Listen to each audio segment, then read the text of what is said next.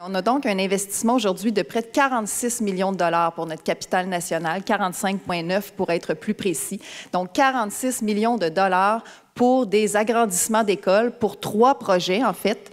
On a d'abord pour l'école Saint-Yves, et si vous regardez l'actualité, on parle d'ailleurs aujourd'hui même de l'école Saint-Yves où des élèves vont devoir être relocalisés parce qu'on manque d'espace. Donc, à l'école Saint-Yves, on aura 13 classes de plus pour un investissement de 16 millions de dollars.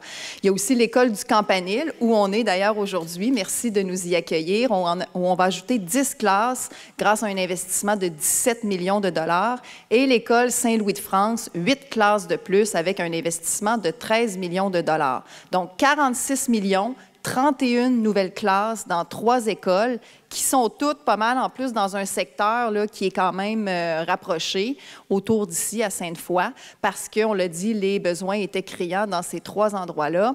Et donc, c'est une excellente nouvelle aujourd'hui parce que quand on lit que des élèves sont obligés d'être délocalisés, relocalisés, tout ça, bon, donc c'est toujours très décevant de lire ça. Alors aujourd'hui, on répare ce problème-là. Ça fait maintenant 3 ans qu'on est au gouvernement et en 3 ans, on aura investi 492 millions de dollars dans notre parc école ici pour la capitale nationale.